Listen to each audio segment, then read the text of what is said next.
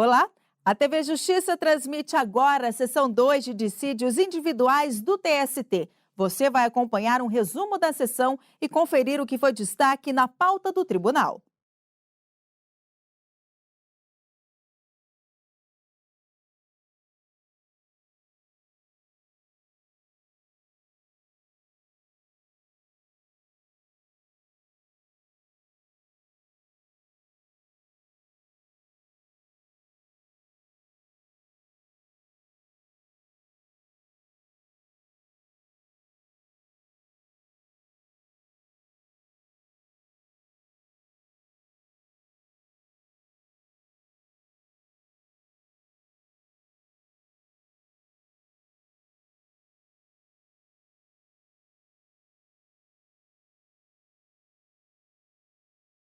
Muito bom dia a todos. Invocando a proteção de Deus para os nossos trabalhos de hoje, 19 de abril de 2016, eu declaro aberta a 10ª sessão ordinária da Igreja SDI2, com a previsão de apreciação de 43 processos. Eu cumprimento os senhores ministros, a doutora Vera Pousa Reis, subprocuradora-geral do Trabalho, senhores advogados e todos os que contribuem para o bom andamento dos nossos trabalhos. Eu indago se algum colega deseja fazer uso da palavra. Não havendo, passamos ao pregão dos processos, observada a ordem das preferências. Relatora Excelentíssima Senhora Ministra Maria Helena Malmo, processo RO 190, dígito 93 de 2014, em que são partes Máquinas, Neuberger, Indústria e Comércio LTDA e Luiz Pereira Ribeiro. Com a palavra a ministra Maria Helena. Caiu minha caneta. Ministros, aqui se trata de recurso ordinário, ação rescisória, artigo 485, 5º do CPC de 1973, julgamento extra e ultra petita. Inexistência. E antes de iniciar a leitura aqui do meu voto, eu gostaria de cumprimentar os alunos aqui presentes e dizer da minha convicção do quanto é importante a presença do advogado dentro do processo. E o grande desafio hoje que vejo, além de toda a questão do estudo, é a comunicação.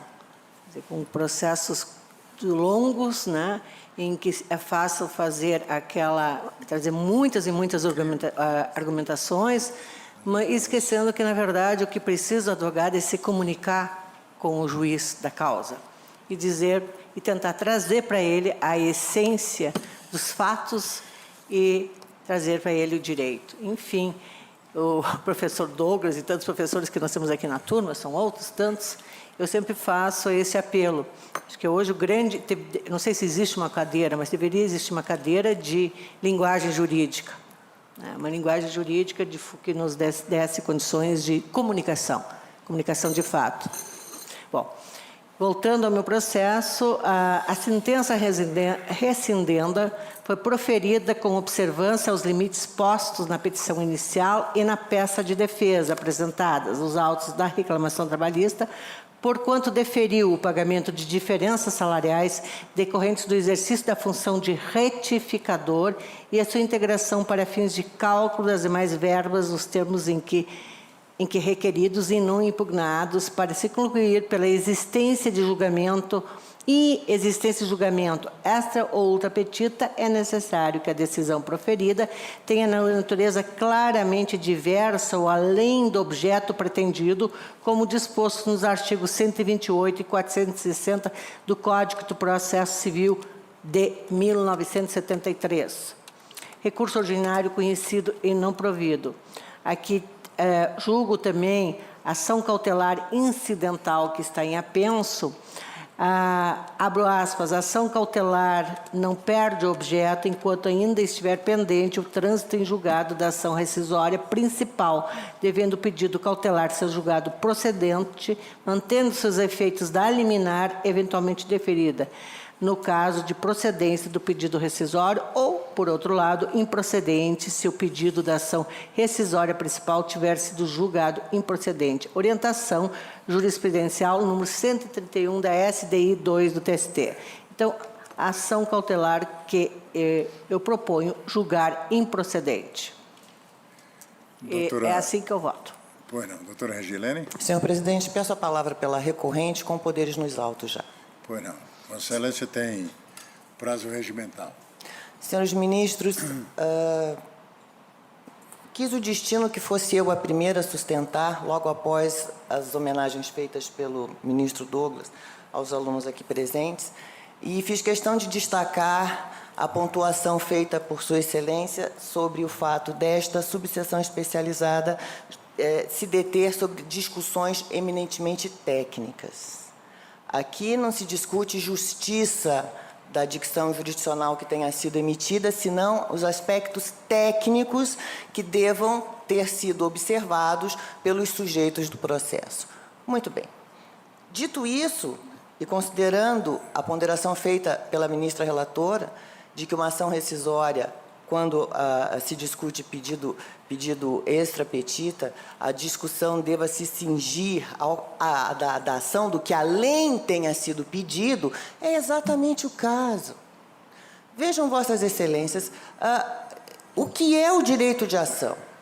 É um direito instrumental abstrato, pelo qual um cidadão que sinta, que julgue que um direito seu tenha sido violado, acione a justiça e peça que o judiciário diga se ele tem ou não tem razão. E basta isso? Não basta.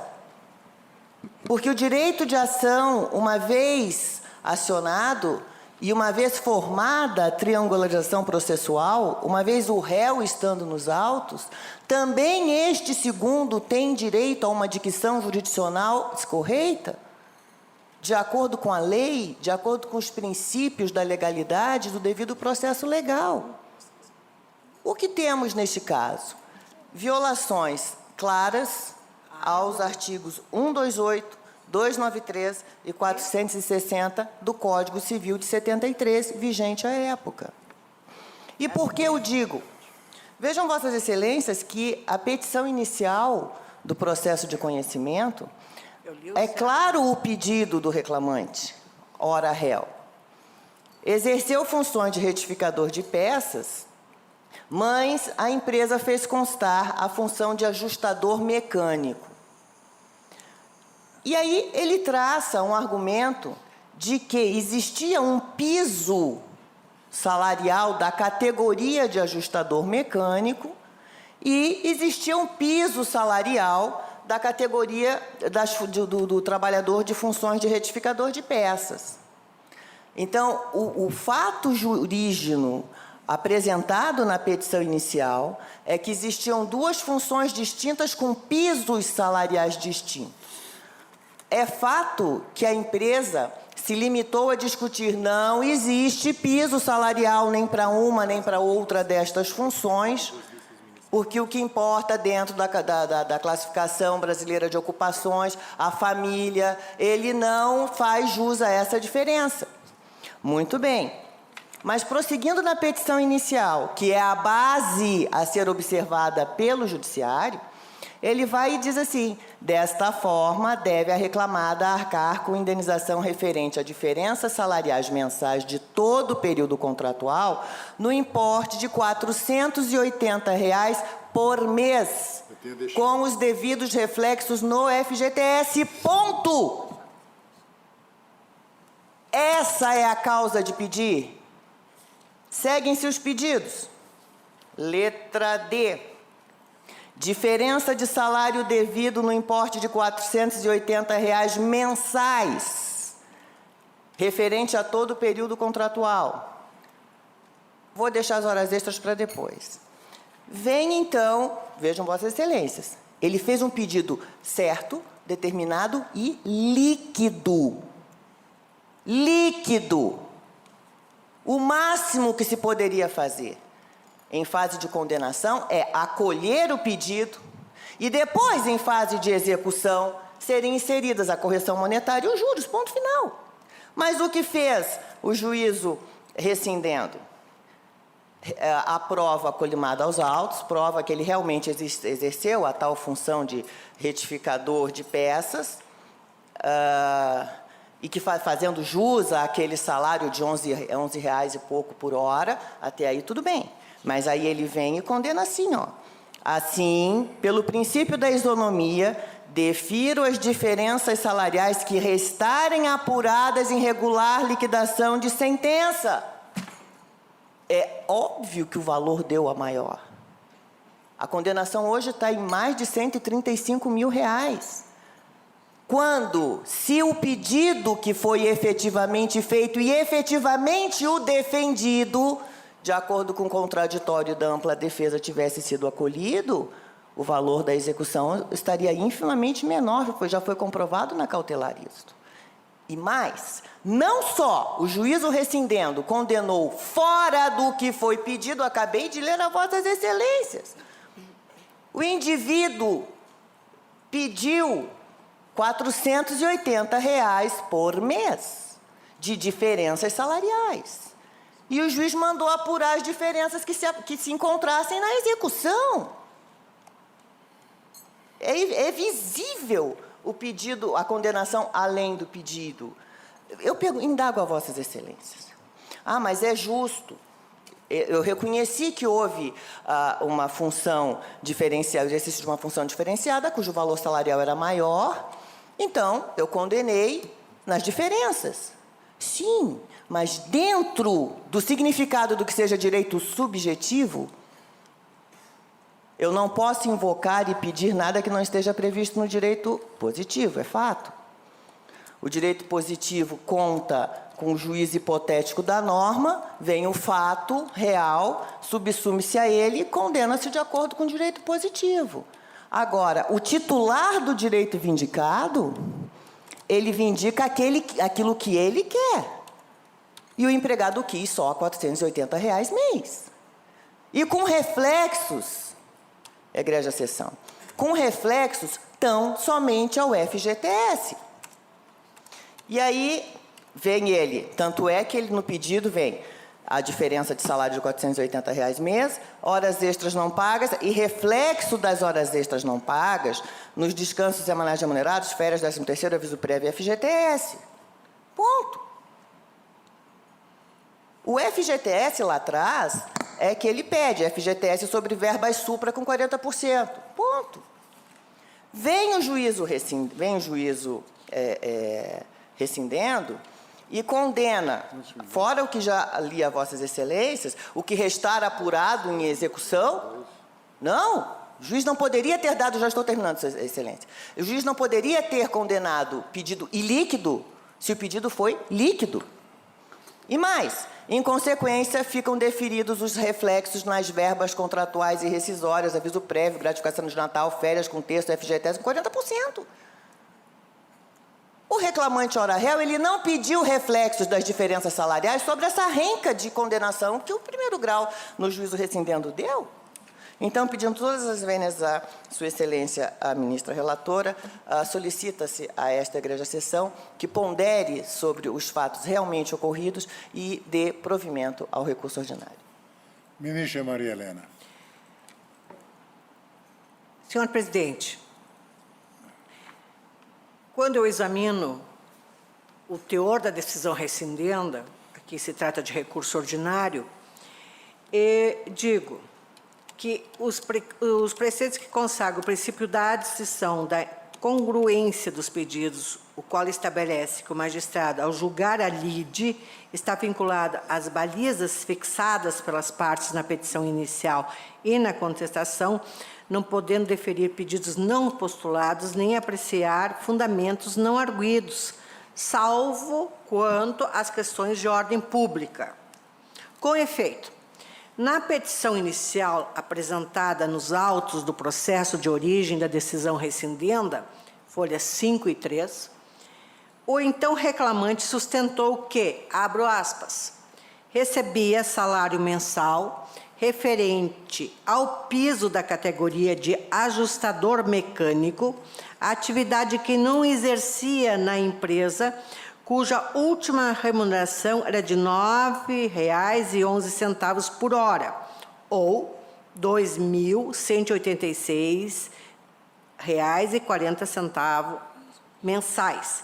Vencimento este inferior ao piso salarial das funções de retificador de peças no importe de R$ 11,11 por hora, ou equivalente a R$ 2.666,40 mensais, causando assim uma diferença de R$ 2,00 por hora ou diferença salarial mensal de R$ 480,00.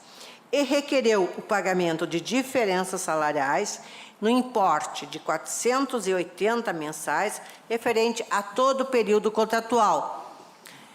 Consignou ainda que, para efeitos de cálculo, requer-se seja considerada a remuneração de R$ 2.666,40, folhas 6 e 11. Na peça da decontestação apresentada, folhas 64, 76, a reclamada limitou-se a sustentar, a empregadora, no caso, limitou-se a sustentar que registro do reclamante espelhava a realidade porque sempre exerceu as funções de ajustador mecânico e que as diferenças salariais pretendidas não tinham amparo legal face à inexistência do piso salarial em razão da função. Depreende que a decisão rescindenda, ao concluir verdadeiro o salário de retificador apontado na inicial e deferir as diferenças pretendidas com base na hora no valor de R$ 11,11, o fez com observância aos limites da litis contestatio, pois a reclamada se limitou a alegar a inexistência de piso salarial por função, sem impugnar a diferença apontada. Outro, sim, inegável que houve pedido explícito de que as demais verbas, nestas incluídas as horas extraordinárias, fossem apuradas com base no salário indicado. Assim, não há como constatar-se julgamento extra ou ultra petita. Eu entendo, assim, eu continuo com o meu voto, que não prospera a pretensão rescisória deduzida com fulcro no inciso 5º do artigo 485 do CPC de 1973. Diante do exposto, nego o provimento ao recurso ordinário, sempre lembrando que nós estamos na via estreita da ação rescisória. Muito bem. Eu continuo com o meu voto. Pois não. Obrigado, ministra Maria Helena. Eu pergunto se há divergência.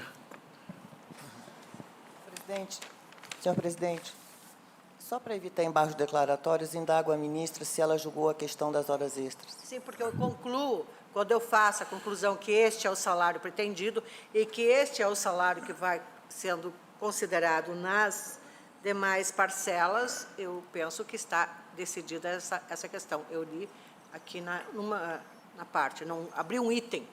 Sim.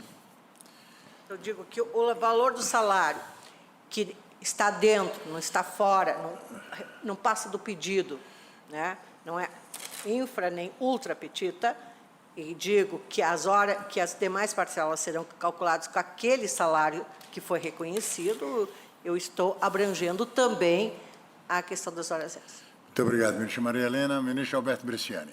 Presidente, eu gostaria de pedir vista regimental com as notas degravadas de todas as manifestações, por favor. Pois não. Então, o processo suspenso em virtude da julgamento suspenso, em virtude do pedido de vista regimental do ministro Alberto Bresciani, com notas degravadas, inclusive da sustentação à sua excelência. Vamos ao próximo. Relatora excelentíssima, senhora ministra Maria Helena Malmo, processo RO 9.895, dígito 52 de 2013, em que são partes Itaú Unibanco S.A. e outro, e José Roberto Soares da Silva. Ministra Maria Helena, com a palavra.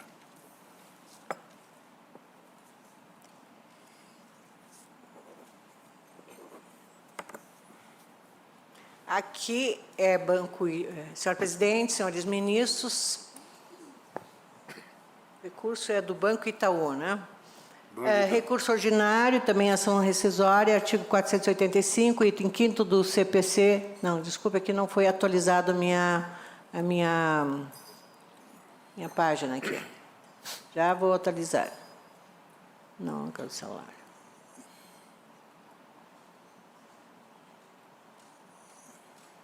Agora sim. A sentença rescindenda foi proferida com observância aos limites postos na petição inicial e na peça de defesa apresentadas nos autos da reclamação trabalhista, porquanto deferiu o pedido de...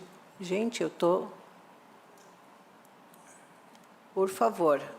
O sistema está me enganando. Às vezes a gente é enganado pelo sistema. Viu? Eu já fui enganado aqui também.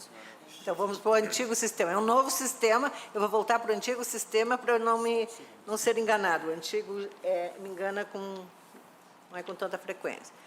Aqui no antigo sistema, então, voltando, Itaú, nulidade do acordo recorrido por negativa de prestação jurisdicional, em face do princípio da ampla devolutividade do recurso ordinário, prevista no artigo 515, parágrafo 1º do CPC de 1973, é despecienda a arguição de nulidade do acordo recorrido por negativa de prestação jurisdicional.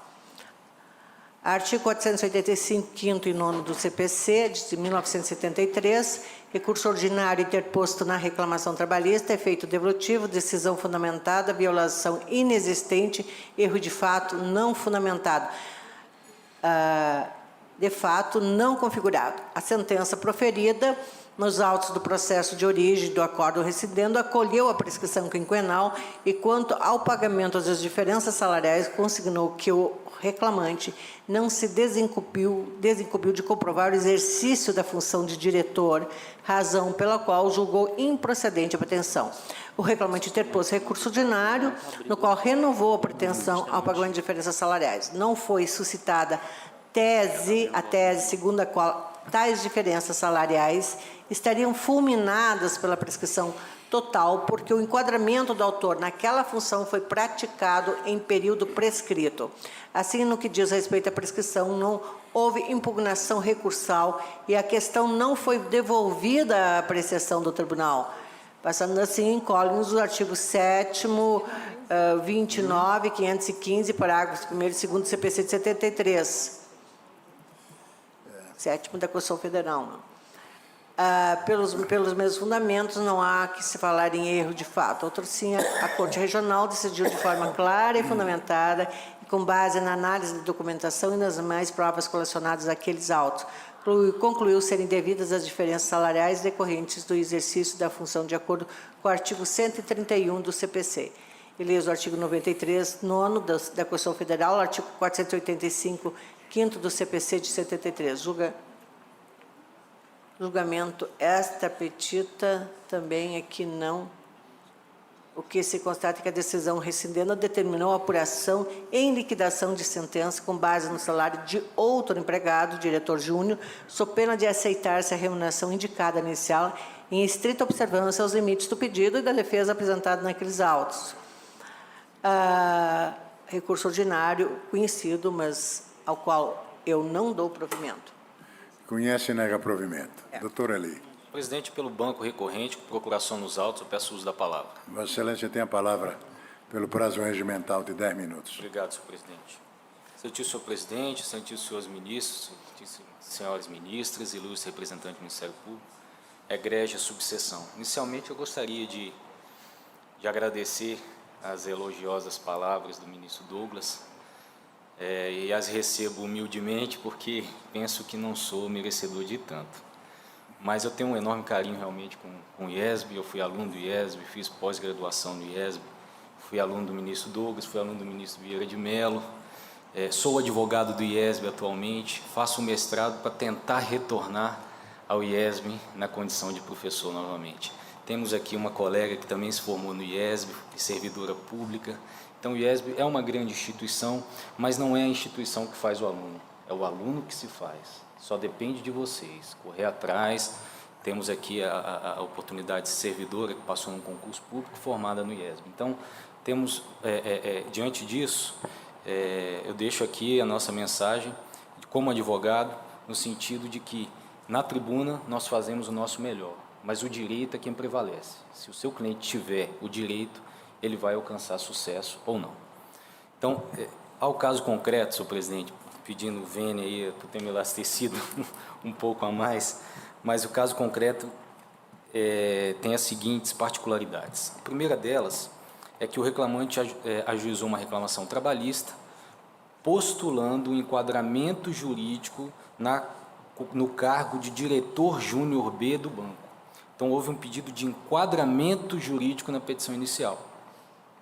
A sentença foi improcedente, isso é fase de conhecimento, a sentença foi improcedente, porque o reclamante não teria se desincumbido do ônus de comprovar o seu reenquadramento no quadro de carreiras do banco. Veja, Vossa Excelência, então não se trata de desvio de função nem equiparação salarial, se trata de reenquadramento. O acordo regional deu provimento ao recurso ordinário do reclamante, entendendo que havia ali uma prova fazendo menção a um paradigma e deferiu as diferenças salariais ao reclamante. Então, o primeiro aspecto trazido na ação rescisória para o corte rescindendo é no sentido de que, posteriormente, adveio o recurso de revista e agravo de instrumento, então o corte rescisório realmente é no acordo regional. Mas o que aconteceu efetivamente? É que foi articulado em defesa a prescrição do direito de ação com relação àquele pedido. Porque o reenquadramento, se fizer a análise do tempo, ele se daria em 1997, quando a reclamação trabalhista foi ajuizada em 2003. Portanto, há mais de 5 anos, em se tratando de reenquadramento, incide, no caso concreto, o dispositivo do inciso 1º ou 2º da súmula 275 desta Casa. Então, vejam, Vossas Excelências, ao se prover o recurso ordinário do reclamante pela primeira vez em sede regional, o Tribunal Regional deveria necessariamente, pelo efeito amplo devolutivo do recurso, reanalisar as teses de defesa, independentemente de terem sido articuladas ou não em contrarrazões ou em recurso ordinário adesivo. Então, Excelências, o que acontece é que há violação direta ao artigo 515, parágrafo 2º, caput, parágrafo 2º do CPC de 1973. O segundo fundamento trazido a Vossas Excelências é que, em se tratando de fundamento articulado em defesa e não apreciado, incide também a violação do artigo 832 da CLT, por consequência reflexa, por ausência de fundamentação na respeitável sentença. Há também a articulação do erro de fato e o corte rescisório pela violação do artigo 485, inciso 5º, salvo melhor engano, mas salvo melhor juízo. Por quê? Porque a própria petição inicial traz a premissa fática de que o reclamante é admitido no banco no cargo de gerente, nos últimos 5 anos passou a executar uma função cujo enquadramento se dá no plano de carreira como diretor jurídico B. Então, há um erro de fato, porque o próprio reclamante traz esse direcionamento para um enquadramento, para um aspecto em que o Tribunal Regional enfrentou como se fosse uma equiparação salarial, trazendo, inclusive, a figura do pressuposto do paradigma, que não foi suscitado na petição inicial. E este é, portanto, o quarto fundamento da rescisória, no tocante à preliminar de nulidade por julgamento extra petita e violação do artigo 461 da CLT. São uma causa que esses aspectos fáticos trazem uma monta em execução, onde foi inclusive deferida o pedido liminar inicialmente, mas foi revogado com o acordo regional, e aqui se renova o pedido liminar e a tutela de urgência, que entende-se que há elementos suficientes para o corte rescisório, chamando a atenção de Vossas Excelências quanto a um aspecto. A sentença, na reclamação trabalhista, ela acolheu o pedido do banco com relação à decretação da prescrição parcial quinquenal, mas ela não enfrentou a prescrição parcial total do pedido de reenquadramento, conforme orientação da súmula 275 e 294. Então, com esses aspectos, pedindo a máxima vênia eminente relator, mas entende-se que há fundamento, há violação, há elementos suficientes para o conhecimento e provimento do recurso ordinário do banco. Obrigado, ministro. Muito obrigado, doutor Eli. Ministra Maria Helena.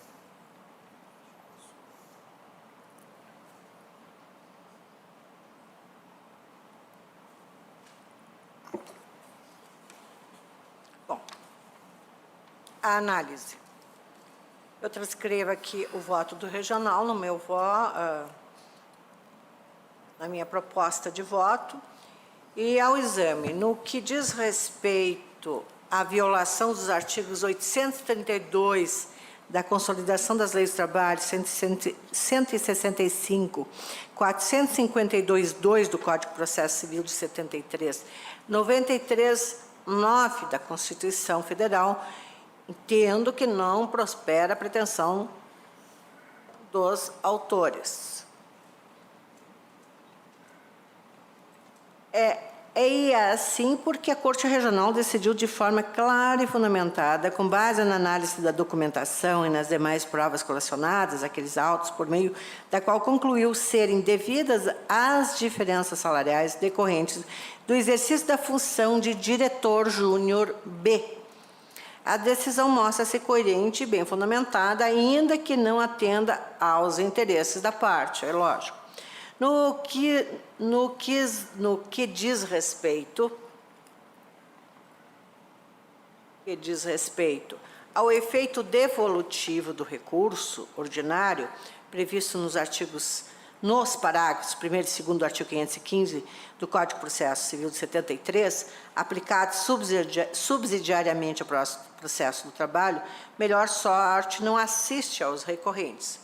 Na peça de defesa apresentada pelos reclamados nos autos de origem da decisão rescindenda, folhas 293 e 323, foi arguida a prescrição de eventuais direitos devidos ao reclamante anteriores a 5 anos da propositura desta, nos termos do artigo 7º, 29 da Constituição Federal, ou seja, os direitos anteriores a 20 de outubro de 1998, folha 294.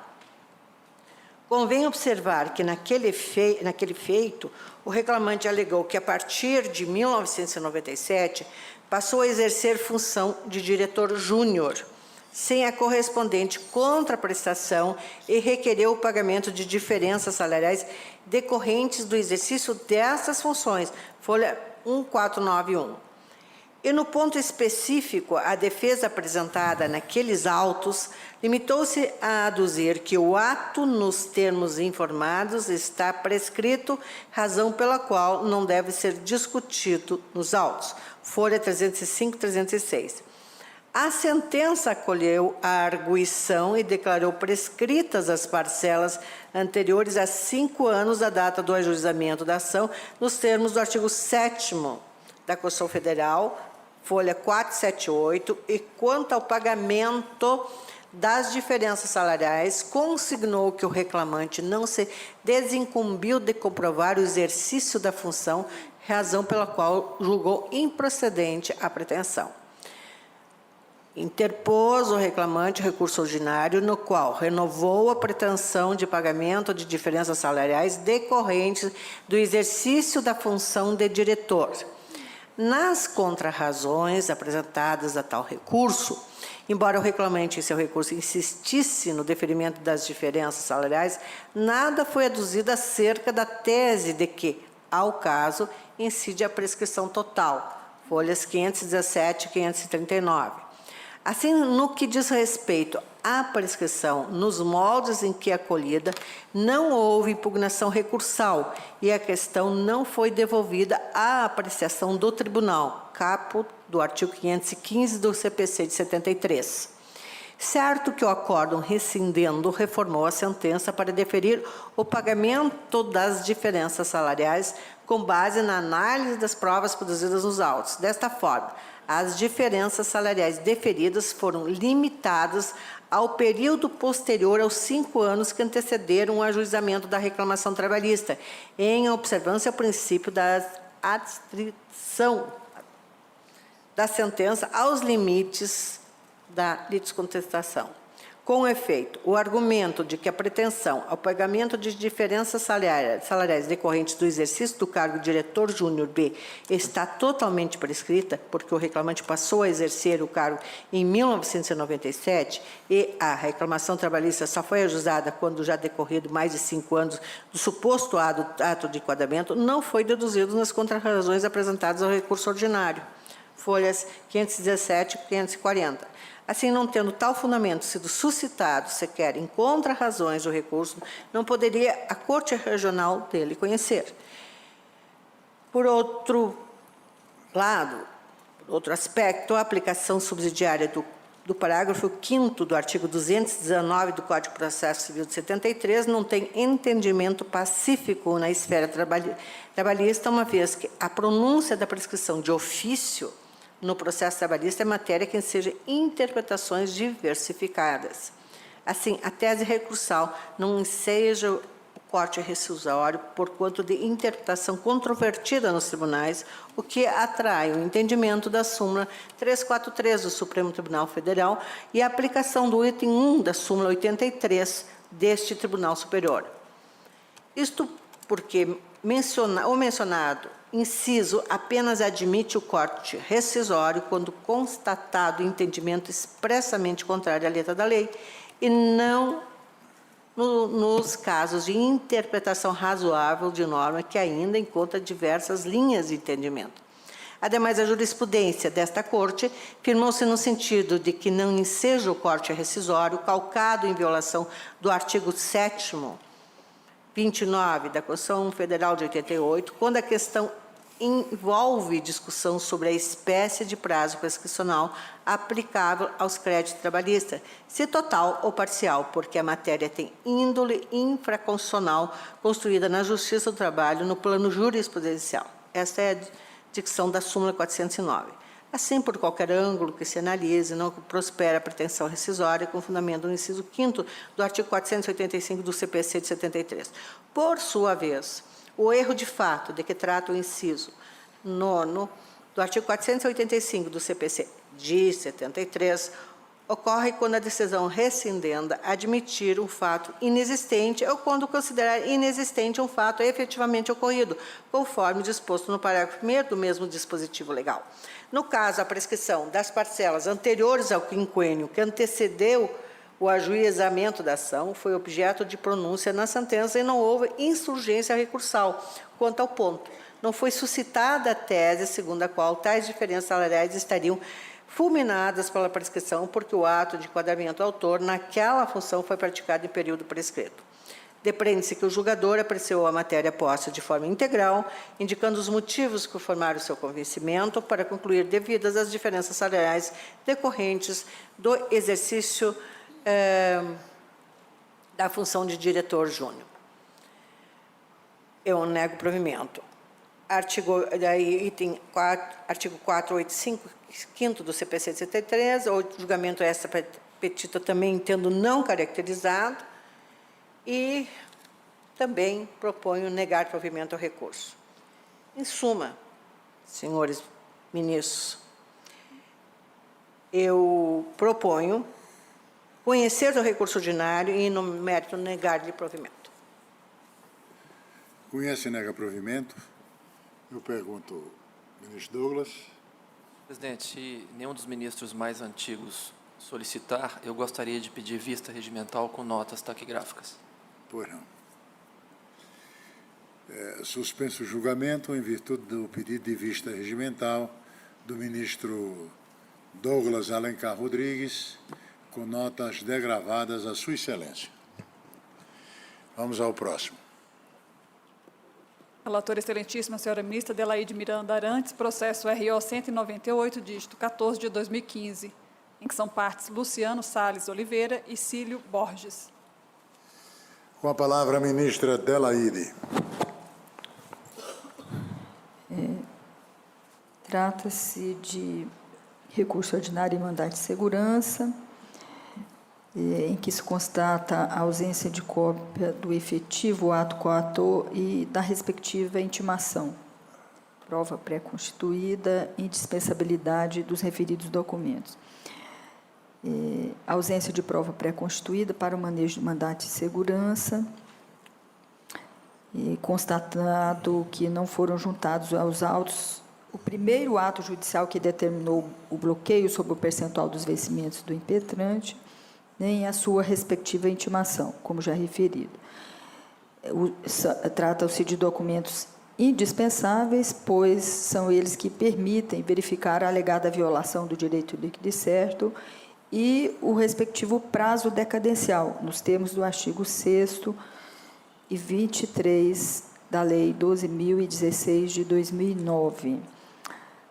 Referidas circunstâncias, atrai a aplicação da súmula 415 do Tribunal Superior do Trabalho. Eu trago no meu voto precedentes e conheço do recurso ordinário e, no mérito, nego-lhe provimento. É o meu voto, senhor presidente. Nega provimento. Doutor Luciano. Quero cumprimentar o senhor presidente desta subseção, a subprocuradora da República, e as senhoras excelentes ministras e os excelentes Vossa Excelência tem procuração nos autos.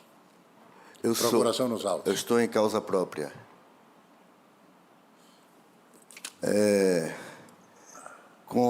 Peço vênia à senhora ministra relatora, mas o TRT teve todas as condições de tomar uma decisão nos autos e considerou que não houve uma nova decisão no mandado de segurança, na análise do mandado de segurança, porque a nova decisão havia apenas minimizado o ato anterior, que determinou o bloqueio nas contas do recorrente. A própria decisão acostada aos autos, pronunciada pelo juízo de primeiro grau, autoridade coatora, reconhece e expressa ser a decisão recorrida no mandado de segurança uma nova decisão. Quando ele diz, em sua conclusão, assim sendo, considerando que não restou comprovada as peculiaridades da conta salário, ou seja, ele ainda afirmou não reconhecer peculiaridades da conta salário e disse o seguinte: deve ser constituída a penhora de 20% dos salários líquidos do executado, como servidor público federal. Ou seja, a primeira decisão foi um ato simples de bloqueio. A segunda decisão foi uma decisão que está acostada aos autos, com fundamentação, com dispositivo, e nela é prolatada uma nova decisão, bloqueando os salários de aposentadoria do recorrente, os futuros salários na folha de pagamento junto ao empregador, Banco Central do Brasil. Ou seja, está mais do que caracterizado uma nova decisão, e a fundamentação com a qual o Tribunal Regional negou o recurso foi de que essa nova decisão apenas minimizou os efeitos da decisão anterior, do ato anterior. Mas a matemática mostra o contrário, que houve um bloqueio de R$13 mil. Essa decisão reduziu para 20%, mas bloqueou pela primeira vez, os futuros salários da aposentadoria do recorrente, que se estenderá por mais de 3 anos, numa conta de cerca de R$ 3.000 por mês. Ou seja, ao invés de minimizar, absurdamente agravou em muitas vezes a decisão inicial. Então, eu peço, venha a relatora, faça um apelo à senhora ministra relatora para reconhecer que nos autos há todas as informações necessárias para a reforma da decisão do TRT. Quando o próprio relator do mandado de segurança no TRT fez o seu voto, reconheceu o cabimento do mandado de segurança, disse que havia uma nova decisão, mas sob o argumento de um seu colega desembargador. Mudou a opinião porque o desembargador falou que havia minimização da decisão anterior, o que os fatos mostram completamente o contrário. O próprio Ministério Público se pronunciou, conforme o relatório do acórdão, pelo acatamento do mandado de segurança. Então, estão comprovados os fatos que justificam a reforma da decisão. Eu faço, então, esse apelo em nome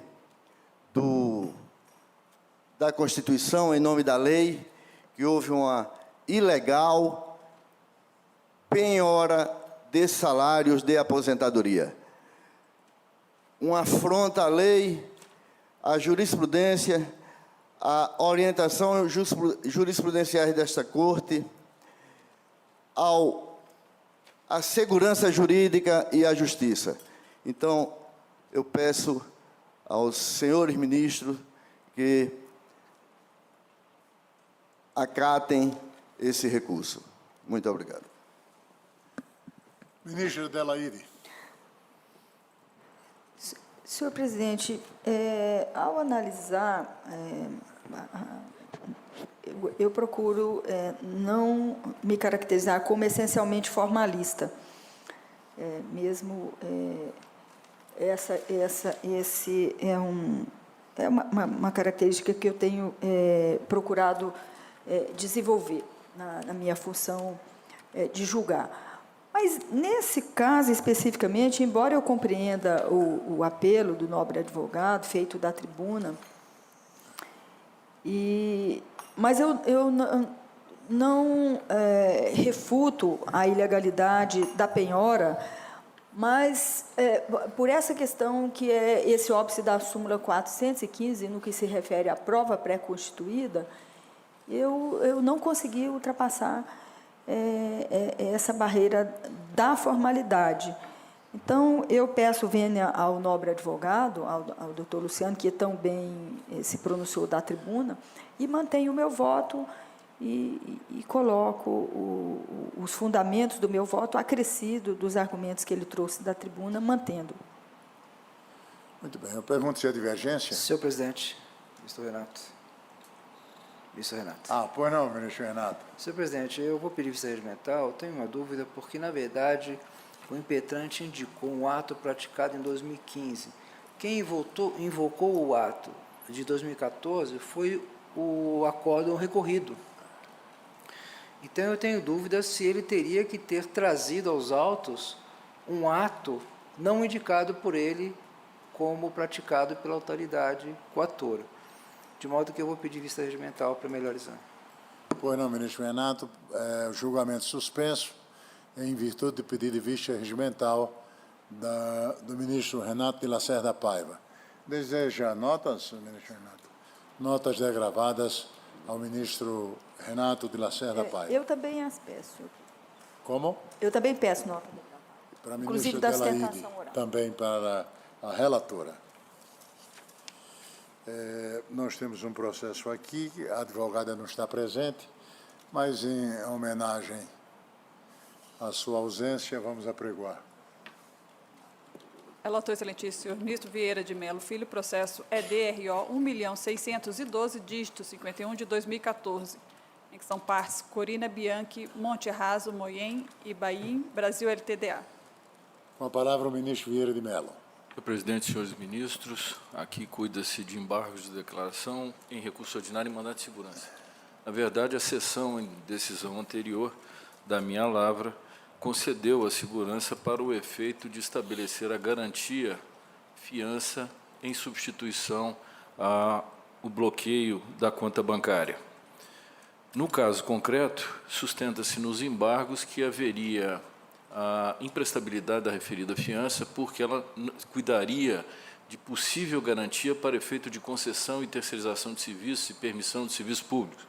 E, na verdade, eu cito que é uma garantia dada para a 54ª Vara e para efeito específico de proteção do crédito em razão daquela ação. Por isso que eu estou negando o provimento, dizendo que a garantia está aperfeiçoada conforme o título que for oferecido em juízo. E, por isso, nego o provimento aos embargos. Muito bem. Alguma divergência? Não havendo, eu proclamo o resultado nos termos de voto do relator. Vamos agora ao julgamento de uma vista regimental. Pode apregoar. Retorno de vista regimental concedido ao excelentíssimo senhor ministro Renato de Lacerda Paiva, processo RO 252, dígito 68 de 2014. Relatora excelentíssima senhora ministra Maria Helena Malma, que votou no sentido de negar provimento ao recurso ordinário. Houve sustentação oral.